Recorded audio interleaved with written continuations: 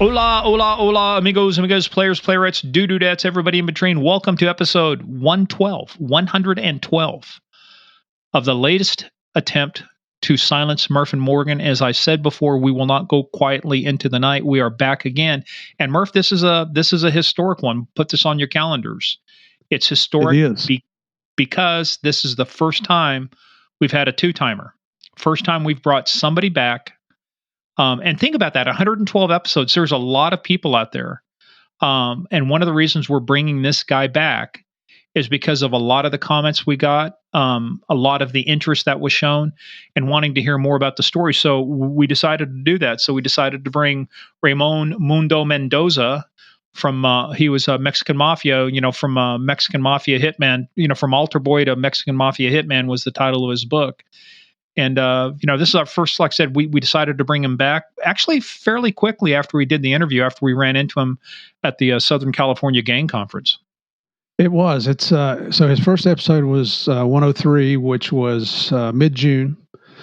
And the comments we got, I mean, we got a ton of comments from listeners asking, hey, this was fantastic. It's great to take an inside view of the bad guys, especially a very violent organization like the Mexican Mafia. And you guys are asking us to bring him back on for more information. And Mundo was very gracious about it. He worked us into his schedule. I'm not going to tell you anything about where he was. He didn't tell us, and we don't ask things like that because he still fears for his life. But it did look like he was in a motel room doing this. So he was, I don't know if he's in hiding or what he was doing, but he's having to live incognito, which I can't imagine is a lot of fun. But certainly was gracious enough to come back on and tell us more stories. And you know what? They're just as scary as the first ones. And some of the things he tells us on this one were a little surprising about how the cops were handling him and letting him run. And It's almost, you wonder how, and the other reason you're seeing too, folks, we're not going to do small town police blotter. We made a decision. Look, when we talk about stuff like this, like when we did Natasha Herzig, or some other folks, there's nothing funny about this stuff. So we're not, Right. we don't want to make light of it. So we are not going to do small town police blotter for this one, because this is some serious stuff. But we get into talking about 2 additional murders he did while he was working with law enforcement, how he had to cut a deal for that to testify against some other people, went back, did his time, and we talk about a lot of the issues about, hey, what can we do to intervene in this stuff? Where is that point to where we can intervene with kids, keep them out of this gang life? We talk about a lot of stuff going on. And just to be blunt, it's not like we're the type of guys that are going to, hey, we'll fly out, let's meet for dinner, Mundo, let's go hang around and pal around. There's a professional respect simply because of what he used to do and what we used to do. We understand why he's doing what he's doing now. And as we always say, you can talk the talk, but can you walk the walk? And one of the ways you look at that is how long has he been doing it? What's his message been? Does it show, is it an act or is it truly contrition? Has he really changed? And I think we both kind of got the feeling is by talking with him and what he's done and who he's talking to, he can never undo what he did. Never undo Right. what he did, but he can try to do with his remaining time. Can he do something to make society a better place? And I believe he's doing that. He's coming across as trying to live a Christian lifestyle, which is admirable, but it's always, I mean, you guys know I'm a PK, I'm a preacher's kid, and things like that make me a little suspect, and I tend to follow those people anywhere I can on social medias to see, are they really coming across like that? And for all intents and purposes, Mundo is.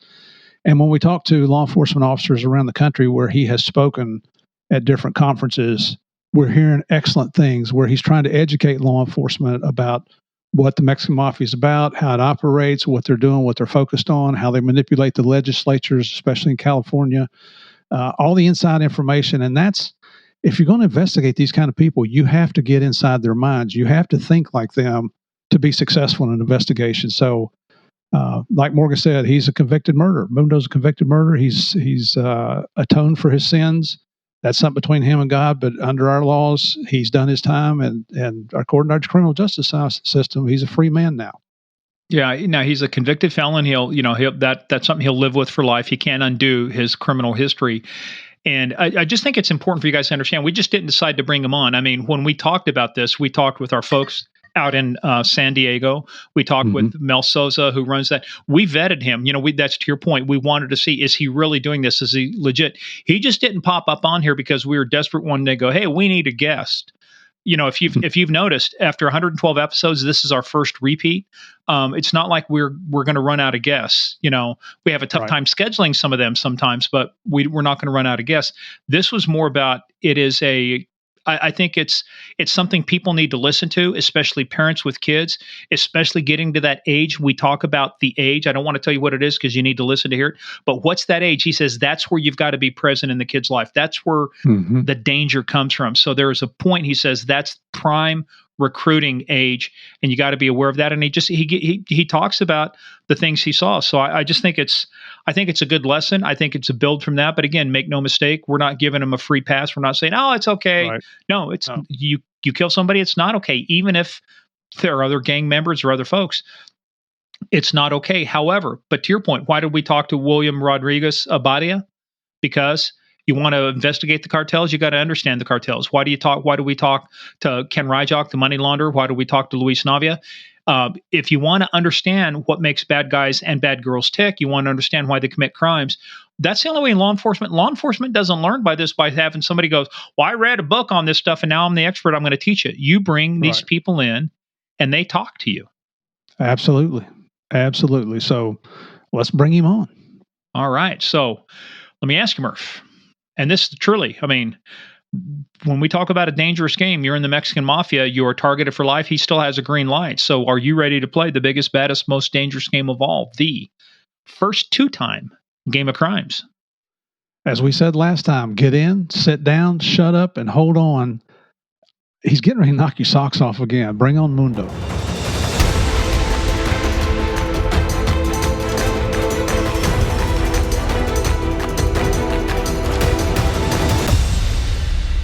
This is a momentous episode. And you know why? You know why, Murph? It's momentous. I got a pretty good idea why. Yeah, it is our first time for a second interview of a guest. Yep. Ramon Mundo, as we call him, Mundo. He is our first, and the reason he's back is because we had so much reaction to his episode. And people were fascinated by it. They weren't giving you a free pass, I got to tell you that. But they were very fascinated by the fact is that you came on, you were straightforward, you talked about things, and you opened a lot of people's eyes. So welcome back, Mundo. Bienvenidos. Hey, good to be back, and thank you. I'm not giving myself a free pass either, so I'm with them. Yeah, well, but what I like about that is that you understand where you're at. You understand that, look, here's what I did. Here's my history.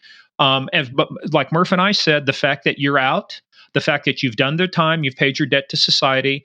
We don't agree with the things you did. You know that. We talked about that. But what we do agree with is that, look, we can't be so parochial, to where we say, well, we can never talk to a bad guy. Well, if you don't talk to the bad guys and the bad girls, how do you learn how to investigate the bad guys and the bad girls, right? If we never understand how the gangs work, look, I had a trial one time on a homicide trial, and the basically the county attorney said, look, if you're going to prosecute the devil, you got to go to hell to get your witnesses. Right.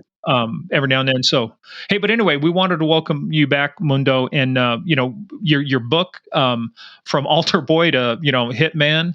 That was your biography. We had a great time, like I said, talking with you. Murph, you got it there. Put that back up there so I can read off the name again, because it says Mexican Mafia: The Gang of Gains, the life of Ramon Mundo Mendoza, from altar boy to hitman, and this is the second edition, which we've got listed on our book page. But when we did our initial interview, we talked before this in the pre-call, we kind of wanted to say, look, where do we go from here? What can we talk about? And you brought out that about halfway through our interview, we talked about going rogue and what that meant. So we're going to get into that. But you also mentioned something I thought was really good. And Murphy, you know it too. It's like sometimes there is a status assigned. Cops get this thing, well, I investigate organized crime. And you just do, little bitty neighborhood crime and stuff. Yeah. Don't dude, don't call me AAA or this interview's over, man. Hey, so I didn't even think of that, but since you brought it up, Yeah, well, that's why DEA gets most of their seizures from those good troopers that are out there. But well, we somebody's want got to do to. the criminal part of it. That's right. Yeah, that's us. We did the hard work. Now you desk jockeys can take it from there. Bullshit. Bullshit. Sorry. But hey, well, let's get back to Mundo though. So, but let's do that. So let's dive in. People can go back. Let's just do like a quick, 2-3 minute recap of just your life story about how we got to where we are. And then so for folks who didn't listen to that episode, and if you didn't, I suggest you go back and listen to Mundo's episode. It is, like I say, without a doubt, one of the most instructive ones. And I got to bring it back. I have my list here. So let me bring it up here. It was here we go. Episode 103, which came out on June 19th. So this is actually pretty fast. We put it out June 19th, and here we are in August with you back again. So Mundo, let's do a quick recap of your life. How did you get from where you started to where we are now, sitting on this podcast talking about your life? Yeah, that was and that was covered in the last podcast. But you're right. In recapping it, it was. I guess you can call it a targeted rescue mission by the Lord.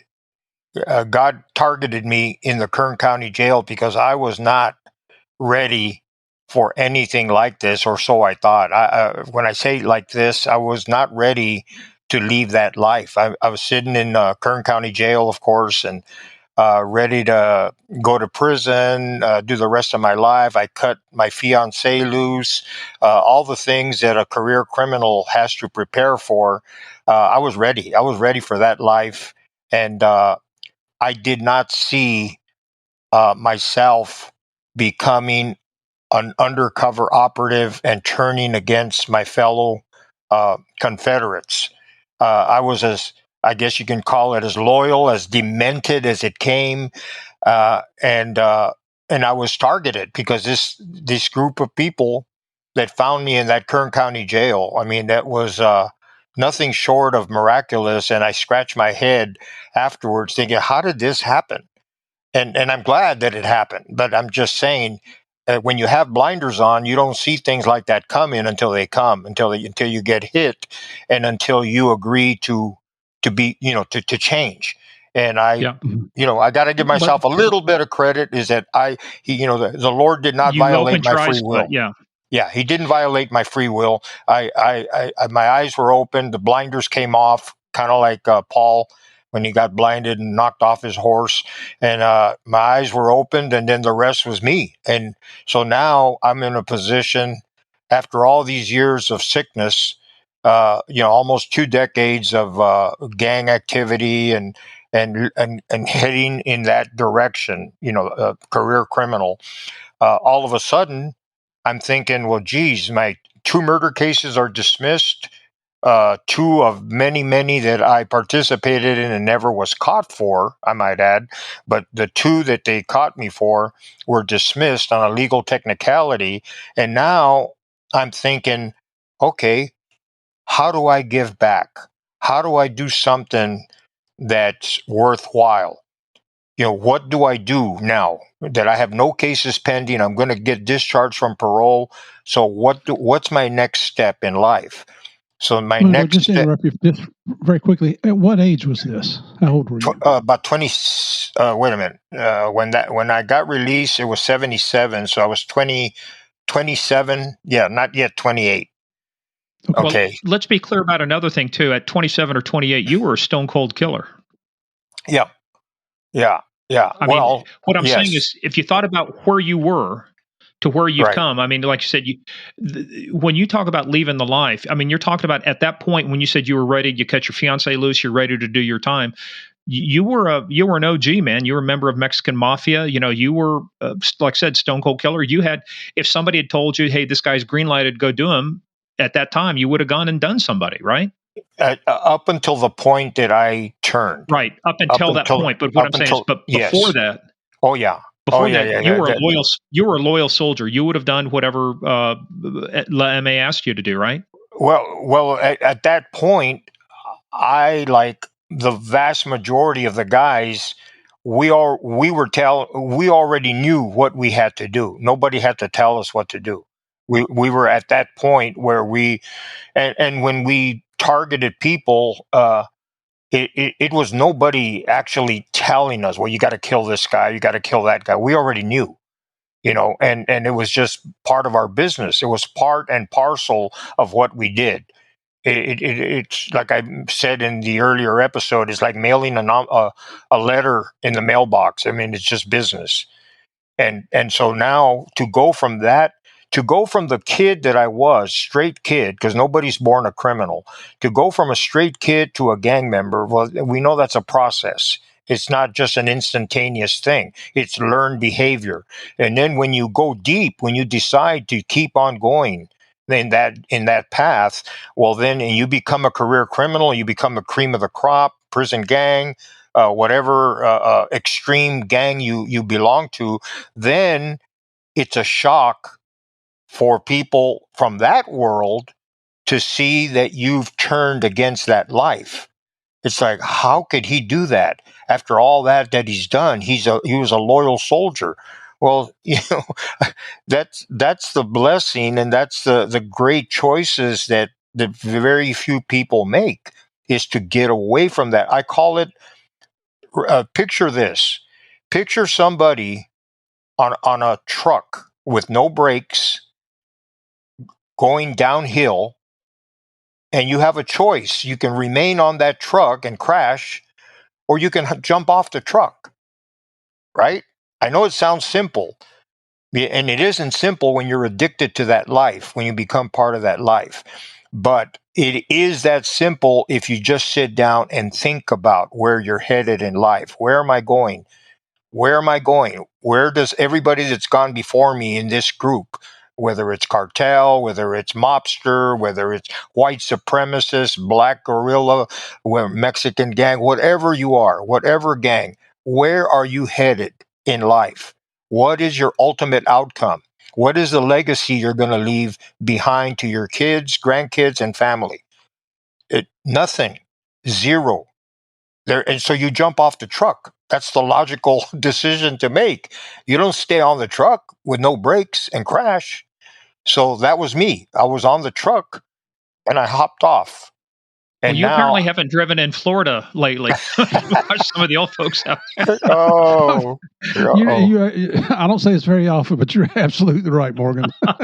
yeah, Hey, but kind of funny point. But let me go back. But see, you at 27, you're willing to live the life. You're willing to, other than for in the Kern County Jail, the people coming to you and witnessing to you and changing your life. But before that, before you even had contact, what is it in your mental makeup, your psyche, would have allowed you to say, okay, I'm going to do the next 50 years in here? You're 27 years old. yeah. And quite frankly, you probably would have died in prison, right? If you'd survived, getting targeted and stuff. How is it that you can accept in your mind that you're willing to do the next 50 years on the inside? Okay, it's the same mindset. There's a place that's called Rancho Los Amigos in the city of Downey. And I don't know if it still exists, but back in the 80s and 90s, uh, gang members that were shot and paralyzed would be sent to that facility for rehab. And they interviewed some of those kids there about their wounds and their mindset. What do you think about this now that you're paralyzed and from the waist down? And then, what are your thoughts? And a lot of these kids were still talking about getting revenge against the rival gang. I mean, that's the brainwashing, and it all originates with the status, with the people, the gang. I know I can apply this to myself. I guess my relationship with my stepdad, and I'm not looking to blame him. It all starts at home, and with everybody. And if you have a good foundation, your chances of not being seduced by the street is great.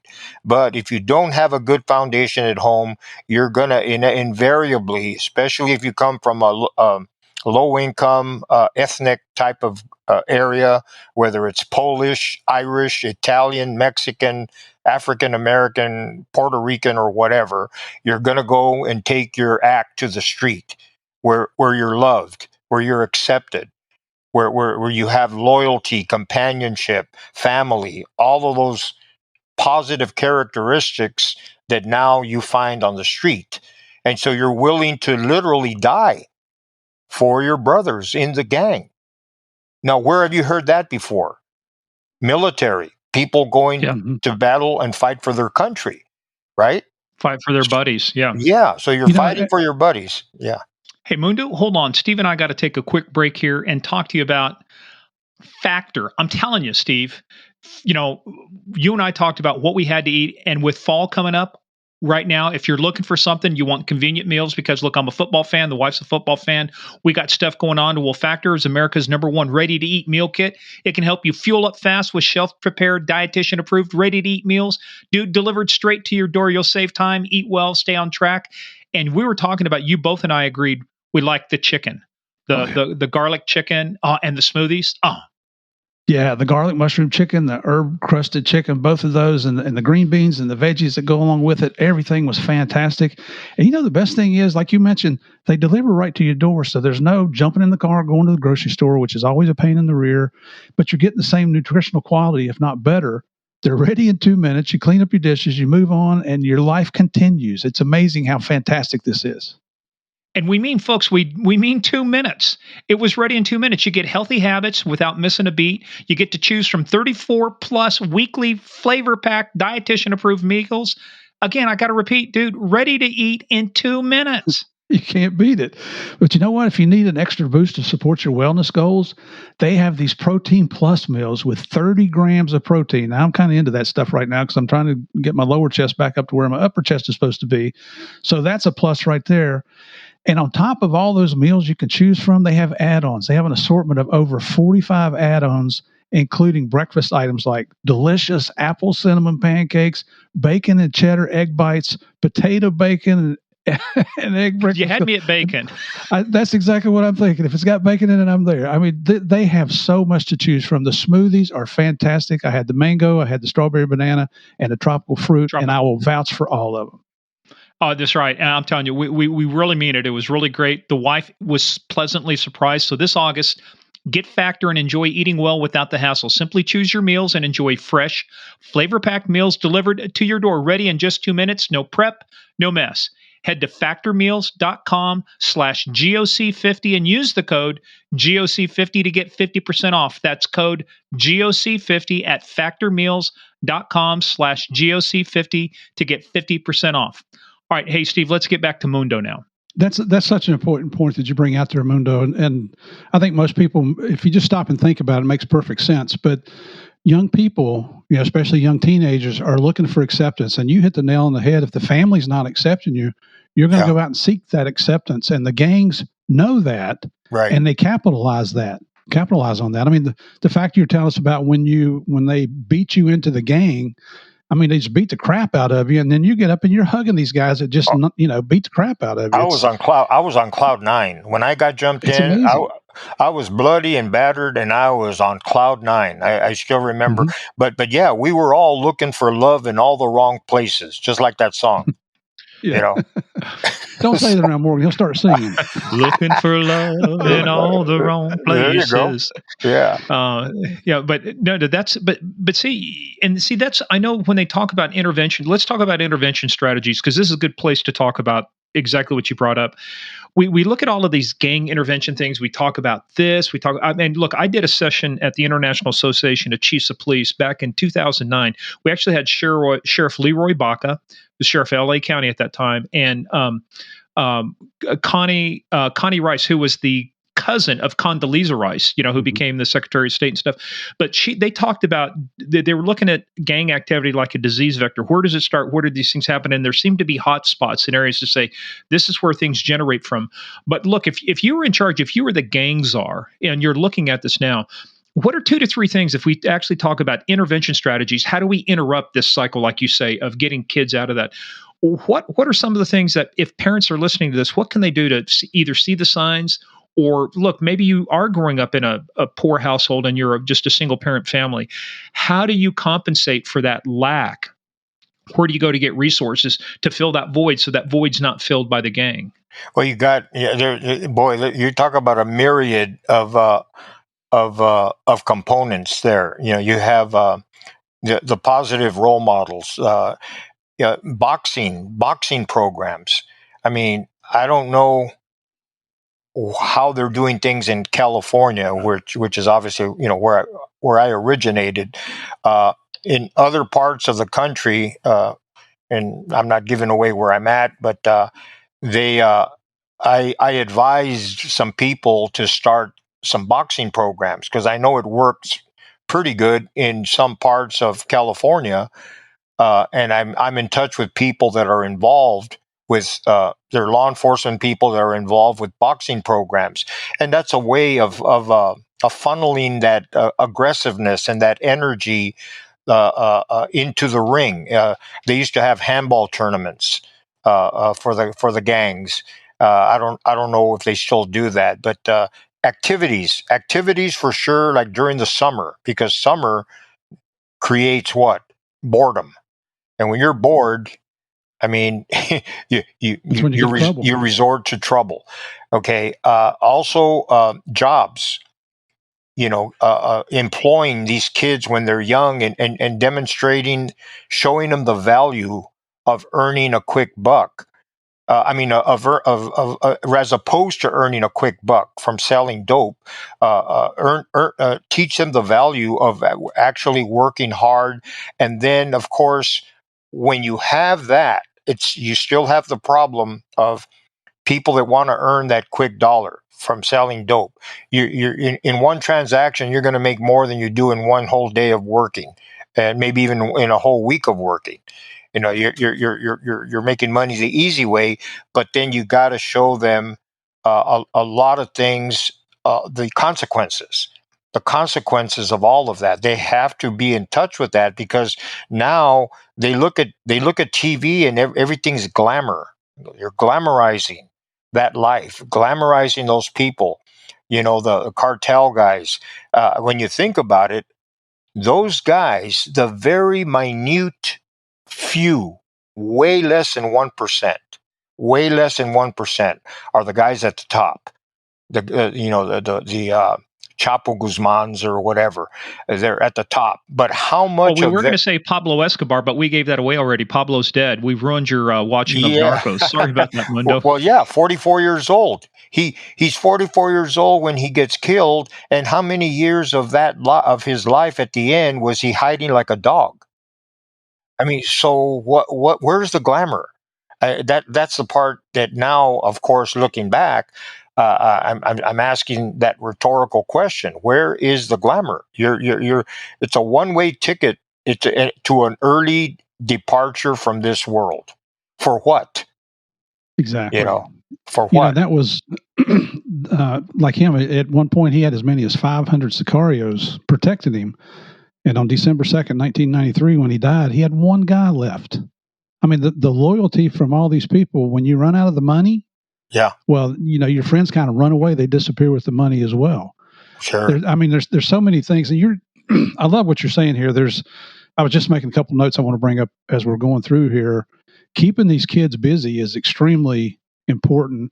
You look at, we just had Julie Redkay, who is the... Steve, you read my mind. I was just thinking, absolutely. Yep, she's the CEO of the U.S. National Police Athletic League. Her story is out there. She grew up. You'd love listening to her story, Mundo. If you go back, and she's just out this week on Game of Crimes. Yeah. How she's getting police officers involved with the communities, and it's not.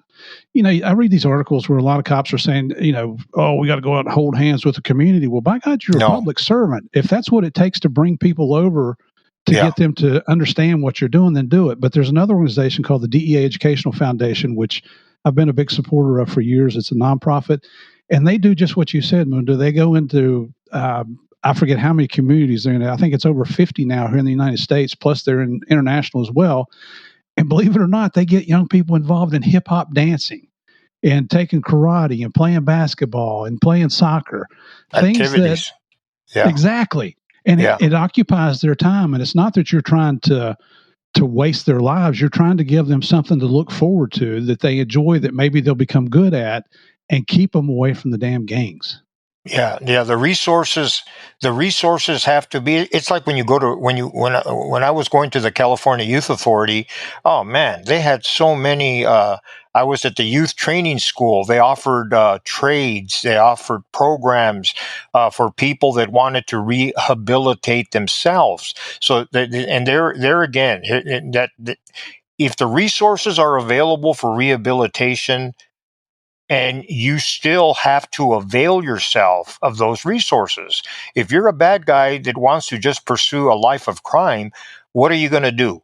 You're going to exploit those places, those facilities that want to try to rehabilitate people. It's not for everyone. I'm sorry to say, it's not for everyone. You have to separate the career criminals and get them away because they're a cancer and they're polluting the rest of our population. The kids, look at the way the kids are being more and more utilized to perform criminal acts because it's easier. The kids are not going to get. How long are they going to do? You can't give them the death penalty. I don't think in some places you cannot even give them life. So it's it's advantageous to use kids, and that's a whole brand new Well, they thing. used to call them Minutemen. A lot of the gangs would call them Minutemen because you'd pick a kid up, they'd be in jail for a minute, and they're right back out on the street because you couldn't keep them. I mean, there was very little you could do. Exactly. But I interjected that because I wanted to ask you a question about age, about kids. What you see now versus what you see then. What is as parents are thinking about this, because we really want to target parents or even single parent homes. What is the prime age for where recruitment starts, and where's kind of like the prime age for where that crossing that threshold happens? Like, does it start at 12 and go for a couple years? Is it quick? Is it fast? Kind of what's kind of, if we're looking at ages, what are some of the ages we really need to be, we should be concerned at every age, right? But as we're looking at this, what are some of those ages we really got to be concerned about? When I was a kid, it was about 12 and 13. Now it's probably under 10 and 11, where they start indoctrinating, schooling, and then of course you have everybody says it, from gang members to gang cops to police officers. You have a lot more people disrespecting authority today than before, and I think that originates once again. It's not. I don't want to make it sound oversimplified, but it originates from a breakdown in the respect of at home from the authority at home. If you have more and more youngsters not or disrespecting and then exploiting and making, see, everything's becoming turned almost upside down. Bad people bad people turn the tables on law enforcement, and they make law enforcement look like they're the bad guys. You see this being played out everywhere.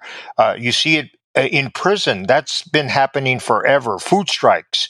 When we would go on strike, protesting conditions, all we were really trying to do is get our way. We're trying to get ourselves released to a general population. We were trying to portray ourselves as victims, and you had people that were willing to buy into that because they were bleeding hearts. There's nothing wrong with being a bleeding heart if you're embracing a cause, a real cause. But when you're being manipulated and used by people that have an agenda, then wow, you're becoming a co-conspirator, but an unwitting one. And then you have many that are willing co-conspirators on top of that. So you have this whole, from when I was younger, yes, we had manipulators. I was a big manipulator. Yes, you had people that disrespected their authority, but not like today. It's getting worse. It's bad, and it's getting worse. And I believe it begins at home. It begins with I think employment or lack of employment has a lot to do with it. People want to be productive. I believe that's the essence of a person, especially a guy, but even women now. Women, their roles have changed a lot. They want to be productive. How can you be productive if there's no work, there's no jobs, there's no love, there's nobody that cares for you? Well, who fills the void? The gangs do. The cartels do. Hey, those Mundo, let me yeah. Go ahead. Yeah, no, you brought up a really good point. It's about the respect, and it starts at home, but how things have flipped, right? Because I remember, think about this in your day. Yeah, you're just a little bit older than me and Murph, but in your day, what would have happened if you had been caught by the local grocer shoplifting something? What would have happened to you back then, like at age 12, 13? Dad would have whipped my butt. I was caught. I was caught at a Safeway market with a Three Musketeer in my pocket, and I had my report card in my back pocket. And I remember that big guy standing there by the store entrance, and I'm trying to avoid his eyes, and I try to walk around him, and he blocked my escape. I didn't try to run, and then he told me to empty my pockets. So I emptied everything except the Three Musketeers. And he said, empty that pocket too. So I handed him the Three Musketeers. He pulled my report card out. He wrote down the information, and he told me, I'm going to give you a break, but I have your parents' information, and I have their phone number because it's on your report card. Uh, and if this ever happens again, I'm going to make sure your mom and dad know. That scared me for a season. I mean, it didn't stop me from being a jerk, a knucklehead, but at that time, it really brought me to attention. But yeah, in answer to your question, I think we all feared our dad. Well, but Yeah. the reason I bring that up is that you only have to go on, pick your social media platform, Facebook, Twitter, whatever. You see a lot of these stuff. You see people now, there is no fear of anything. They walk into stores, they just steal stuff left and right. Oh We've gotten yeah, to the point of zero cash bail. There's no consequences for anything, and even I'm laying some things out. I want you to weigh in on. Even you've got district attorneys out there who are saying, "Hey, if it's under $1,000 or $2,000, we're not even going to prosecute." So that just gives license to go in there and just steal. And I mean, I'm amazed. I'm watching these scenes out of California, by the way, too, and some others too. One guy was he had a trash can. He walked in like with one of those big plastic trash cans, like commercial size ones, and just started knocking stuff off the shelf into there. Well, he ended up getting his ass beat by the store owners because they're probably, no, we're not going to take this. But I see people walk in. They walked out of a sack store with a bunch of bags. Nobody's stopping them. I mean, to your point, we've gone from where I got my first time I got a ticket, I was scared shitless. I mean, I tell my stories. I admit it now. I peed my pants. I got stopped by the cops. Oh my God, I'm going to jail, for drag racing. yeah. And now it's like we got people running from the cops and shooting at the cops at the same age I was at, peeing my pants, getting stopped by the cops. I mean, so I'm laying these things out to talk about things like zero cash bail, no consequences, not prosecuting these things. What kind of an effect does all of that have in the mentality of the gangs and the mentality of the people now as they see this stuff going on? It feeds right into that because it's become more attractive and more profitable, of course, uh, and more acceptable to be a criminal because you can always blame it on Whitey. You can always blame it on the establishment. You see what I mean? And I'm not trying to create a racial overtone as I No, say dude, this, no. but It's look, the one thing we value you for, Mundo. Just call it like you see it. Don't sugarcoat it. yeah, yeah, We're all adults here, but there is elements of racism. There's elements of, hey, a lot of guys that look like me and Murph, yeah. out there on one side, right? So no, we get it. But here's the crazy part about that narrative is that the so-called white establishment comes in all colors.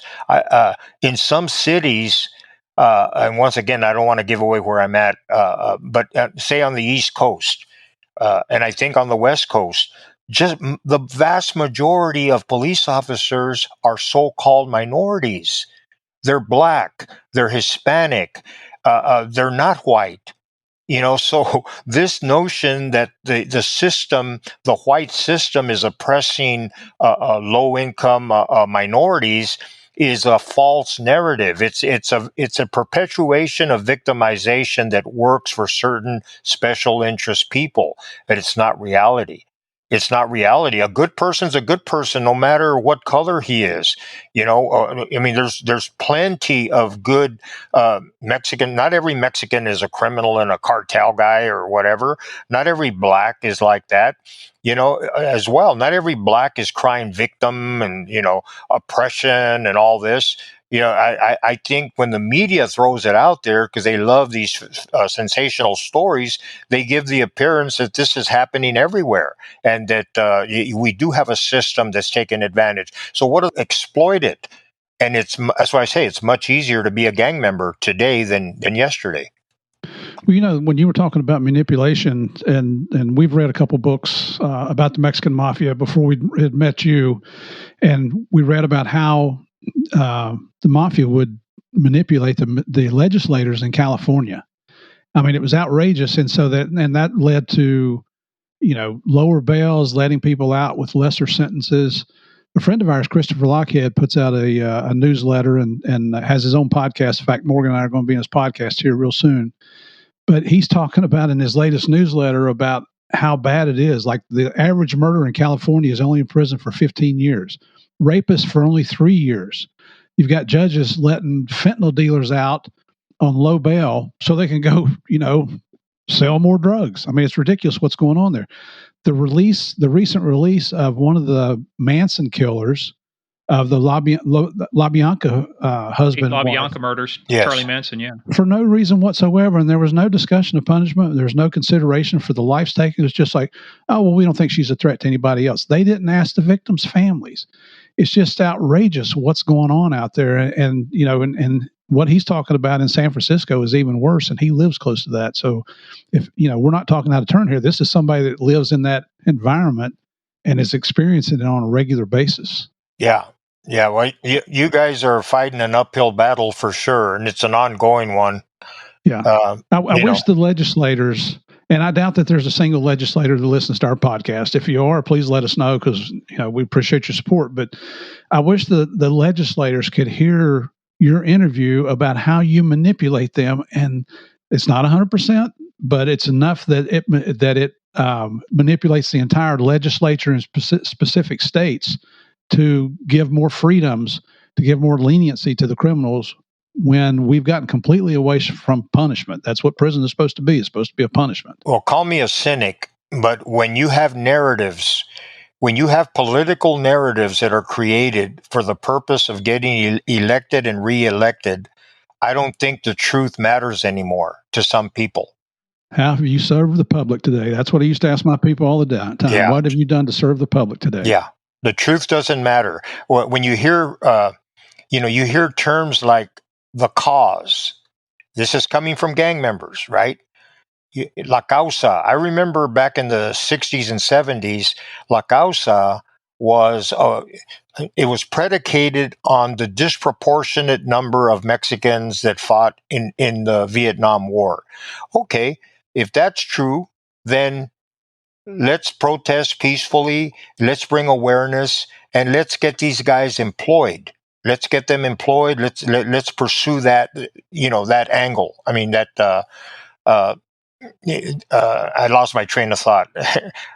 I was gonna Well, that's go okay. somewhere. At our age, we lose our train of thought all the time. But you were talking about disproportionate number of the disproportionate number of Mexicans coming back from the Vietnam War. Yeah. Okay. Talking about la causa, the cause. Back then, it was for the betterment of your people. Bingo. Now, you just nailed it right there. Sorry. Yes. You just nailed it. It's people. I don't mind when people go out and they advocate when they're sincerely advocating for the betterment of something. But what we see, to your point, you just nailed it, is too many people now, they're advocating to pull everybody down, not bring themselves up. It's a code word. We can't have. Yeah. It's a code word. It's a code word for a narrative that's being creative. That's being created. With no regard for the truth or fact finding, trying to really find solutions. Why is Chicago? Why is the number one killer, for example, of African American kids, other African Americans, right? And the same thing with the Mexican community. I can speak to that. I'm of Mexican origin. Who did we kill more than anybody? Our own. Your own people. Our own. We killed our own. Does that make us racist against our own? No. And that's the crazy part of this is they've turned the tables, they've turned it upside down, and trying to bring an archaic narrative to something that does not exist. And who does that benefit? It benefits the bad guys. It benefits the criminals because they will exploit it. They will take, and they call it what? La causa, the cause. I tell you what, I'm biting my tongue here just because I know. You see, okay, when a police officer kills a black person, whether it's justified or not, the defense attorneys blow up immediately and throw all this false rhetoric out there against the police. They play the race card. They love to do that. Yes. Yep. Simply, it's a white police officer simply targeting a person because they're black. Now, that has happened in our country, regardless of what your beliefs are about our history. That has happened in the past, and it's a shame that it happened. Yes. But the fact that you're not looking at the facts to start with before you start spouting this rhetoric, and then what happens when a black man kills a black man? It's reported in the news and it's accepted, and you move on. There's no huge unless you're Chicago, outcry. it doesn't even make the news. Yeah. 20 Exactly. people get shot and killed over a weekend. Yeah. And here in Orlando, I'm seeing it in the news here. The Hispanics killing Hispanics. It's wrong, but that's, what it is. There's nobody for. It's okay, according to the narrative, I guess it's okay if they kill each other. Yeah, and it's not okay. It's not exactly. Okay. Yeah, and being the cynic that I am, what I'm looking at is when a black man kills a black man or a Hispanic kills a Hispanic, there's nobody for the lawyers to sue to get a big settlement, like the governments, like the police departments, like whatever organizations are out there. So they don't hear that jingle in their pocket. Well, they're really not interested in that. I mean, it's a shame. It's wrong what's going on in the country. And let me let you get back to talking about. Well, it goes back from it, not how much justice do you deserve, but how much justice can you afford? And then it gets into, like I say, before I get off on a rant, I do want to bring up something because you hit upon it, Murph, too. So much stuff is on video anymore, unfortunately. I mean, and now you see shootings involving white officers, black suspects, and there are riots in the street and things being burned down where clearly the video shows the suspect, the black man, with a pistol firing at the police officers, and they do what they're trained to do, which is fire back. And what they never should have shot him. Then it's gone from, well, I remember the days when you had a bad report card, they hauled your ass in front of the principal and they go, Johnny, can you explain this? Now, when you got a bad report card, they haul your ass in front of the principal. They look at the principal and they say, can you explain this? Yeah. They've put the responsibility on the wrong person. Mundo, you were saying it earlier, it goes back to, we've got to be responsible citizens. The only way for the rule of the law to work is to follow the law. And when you don't like the law, do what you said. Advocate, get people together for a cause to come in and say, this is wrong. Let's raise awareness. Let's change it. Yep. Sorry, we get on our little tangents here every once in a while. Hey, you bring it out, Mundo. I enjoy stirring the pot. No, I'm just kidding. I got a brother-in-law experience like you. doing that. Yeah. Well, but let's get back to talking about that though, about the narrative, because I'm distressed. Here's the other thing too. This is why the narrative is so screwed up, but people believe it. So everybody's talked about defunding the police, and we're like, dudes, Murph and I have been saying this is the wrong thing to do. You know why? Because the only people that suffer when you defund the police are who? The minorities, the disenfranchised, the people on the margins, right? So the blacks, the Hispanics, the people. Yeah. So if it was really a white conspiracy, I'd be all over saying, hey, you're right, let's defund the police. You know why? Because it doesn't hurt me. I'm whitey sitting here in a neighborhood. It doesn't affect me. It affects everybody else. But you know who the people calling for to refund the police and make sure you don't defund them? Yeah. People across the board, but a lot of whites, a lot of blacks. And in fact, the NAACP out of the Oakland chapter, California, came out and they said, hey, we should need to declare basically a state of emergency. We've got crime that is out of control here. What are you guys going to do? Right. I think frustration when people get caught up in their narratives, politicians look at their constituents and they go, wow, my constituents are maybe low income area, whatever, and they're hollering for an answer to a problem. This is the easy way out. So it serves the defund the police narrative.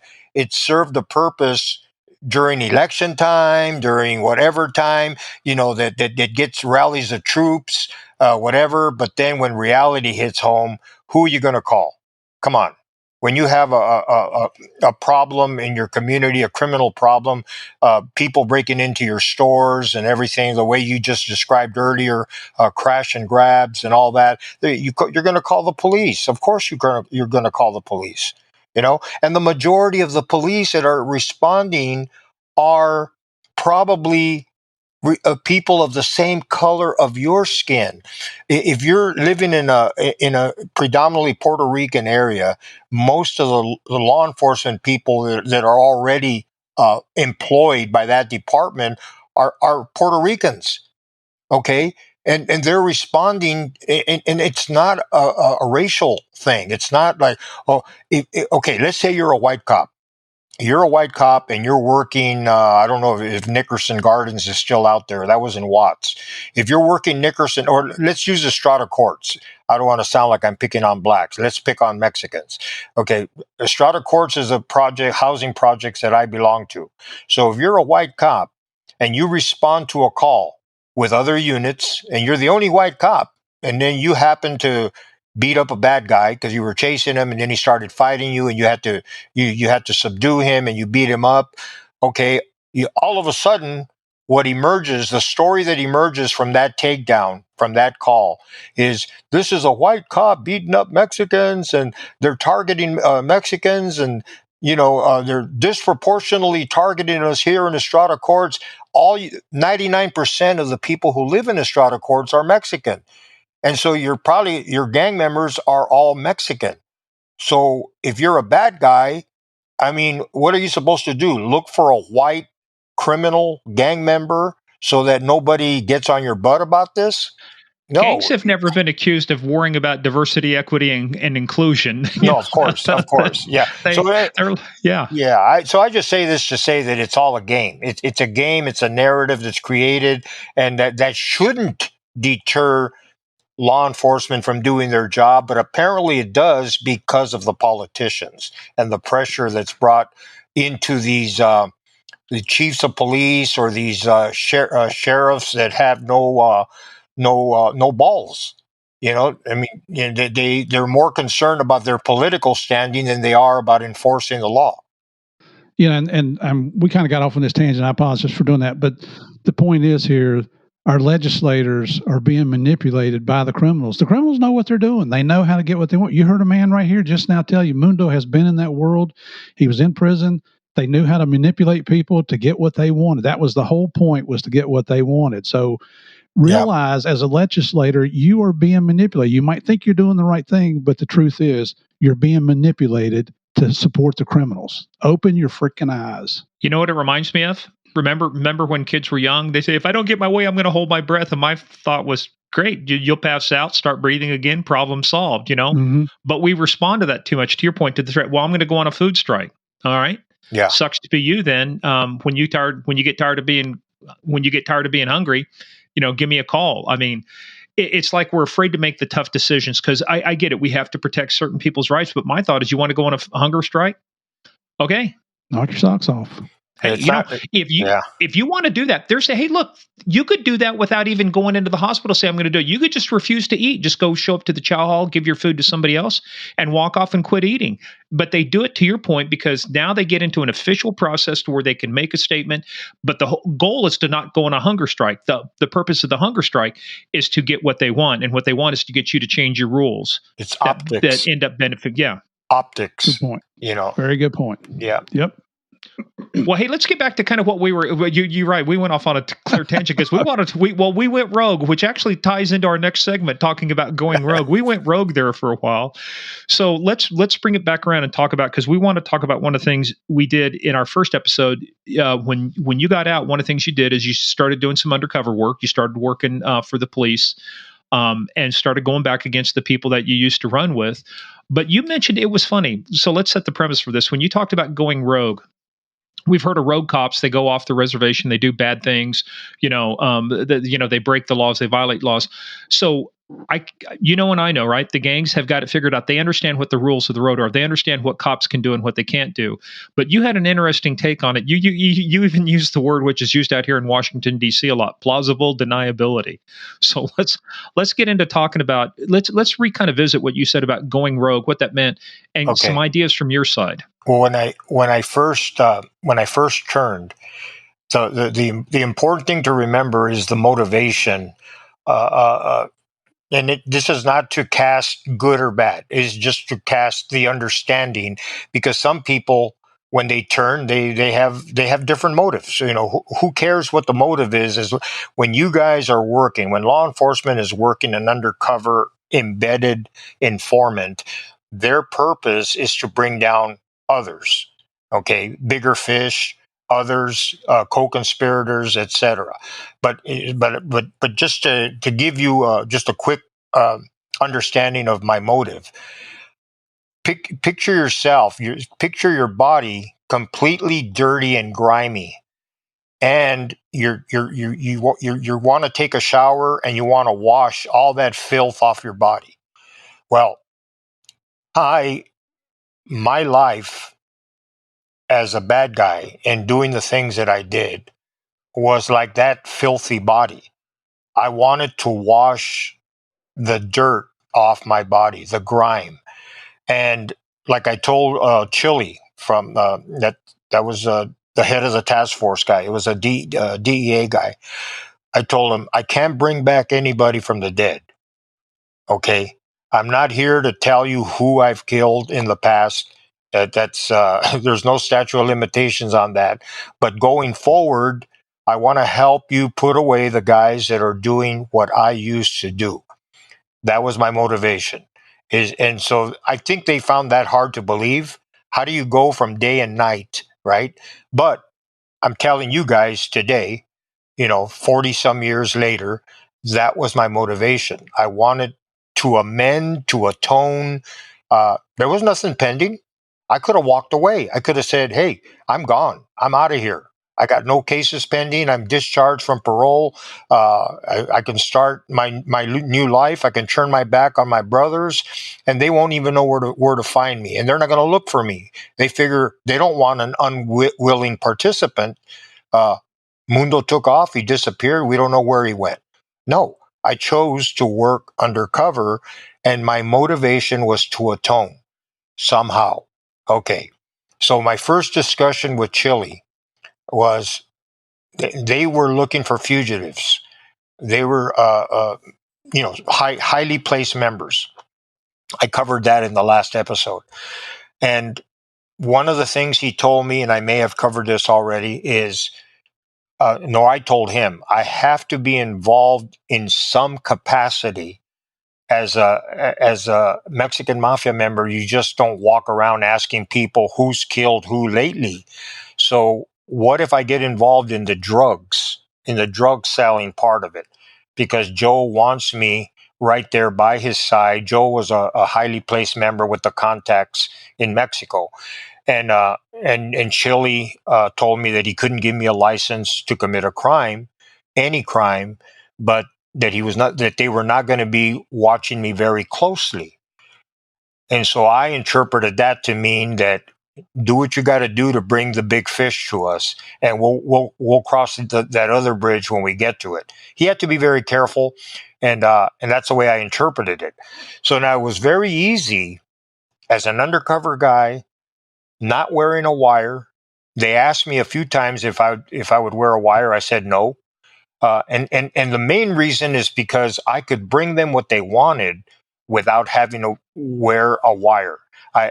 Well, you know what would have happened if they caught you with a wire? Yeah, It yeah, would of have been course. over. And that's what I mean. So why take the chance when guys we joke around a lot? Hey man, were you wearing a wire or what? And we always shake each other down playfully, but hey, you never know, right? And so I just didn't want to go there. I says, well, when that time comes, we'll address it. But for now, I can bring you what you want without having to wear a wire. And they were good with it. And I did bring them what they wanted as time went by, and then some. So Then the greed kicked in. I was making good money selling drugs.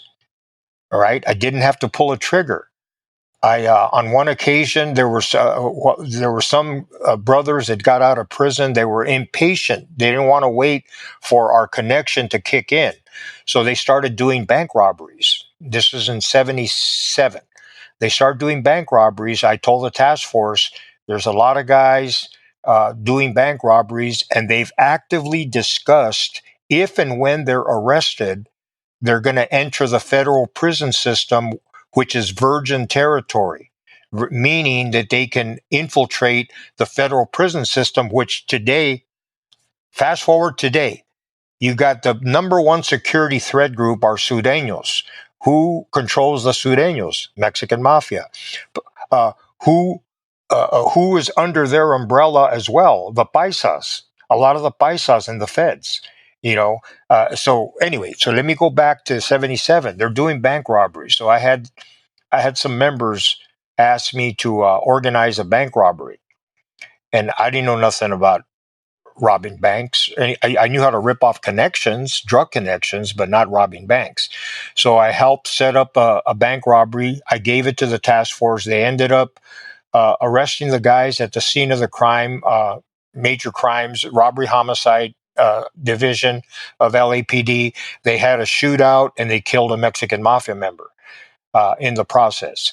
So that was something that that wasn't a rogue endeavor, because I did give it to the task force, but there was something that I was involved in the course of my undercover operation, is help, giving them information, helping them. I didn't, like I said, I didn't know, I knew nothing about robbing banks, but I told them instead of robbing the tellers to take over the bank. And the only reason I knew that much is because Champ Reynoso, one of the Mexican mafia guys that successfully did a takeover bank robbery in Thousand Oaks, he explained to me how he did it. And so I just kind of passed that information like I knew it firsthand to these guys. And but drug dealing was, the greed kicked in. I was selling a lot of drugs, but that wasn't the act that made me a bona fide rogue informant. And I beat myself up over it because I justified it back then. This bank robbery I just told you about, it did cast from one member some suspicion upon me. Mundo knew about the bank robbery. Mundo knew how we were going to do it, blah, blah, blah. And so he cast an air of suspicion upon me among the fellow membership. But the reason I knew that they didn't take it seriously is because 3 of them came back and told me about it. And they were not rocking me to sleep or playing me out the box or anything like that. They sincerely they disagreed with Gabby. That was the guy. They disagreed with him that I would. How dare he even suggest that I? And he said, no, I'm not saying that he did. I'm just saying he knew about it. So I saw that as suspicion, and so I get arrested not too long after that for a possession for sale by LAPD administrative narcotics guys, and I get bailed out within a couple of days, and then Joe Morgan calls me and asks me to visit him at his house. So when I go down, I'm thinking, well, who's Joe Morgan? Joe Morgan was a Mexican mafia guy. Okay. He was the one that had the drug contacts that I just explained a little earlier. So Joe, I'm thinking, well, I wonder if these guys found out. I wonder if this is a setup to be hit. At every turn, working undercover, you're always wondering, did they find out? Is there, you know, you just don't know. It's a very nerve-wracking a role to be if you're embedded like that, the way I was. But I never showed that on the outside, only on the inside. And Hey, so, Mundo, yes, real quick right there before we get into that, just because I'm curious, how did you set it up to where they were caught? In other words, how did you set it up to deflect as much suspicion away from yourself? Like, was it a setup where was it like were they tailing one of the guys and that's what led them to it? How did they set it up to where these guys got interdicted at the robbery? I gave the task force the information about them looking to do a takeover bank robbery, and that I had given them the game and I had told them how to do it. In fact, I'm the one that suggested, rather than rob a teller, that they take over the bank. Hey players, that is the end of part 1. Part 2 comes out, as always, on Tuesday. In the meantime, go check us out at Game of Crimes on Twitter, at Game of Crimes Podcast on Facebook and the Instagram. Also, go check out our website, gameofcrimespodcast.com. We've got a lot more information there, including our book list. Any book written by our guests will be listed there.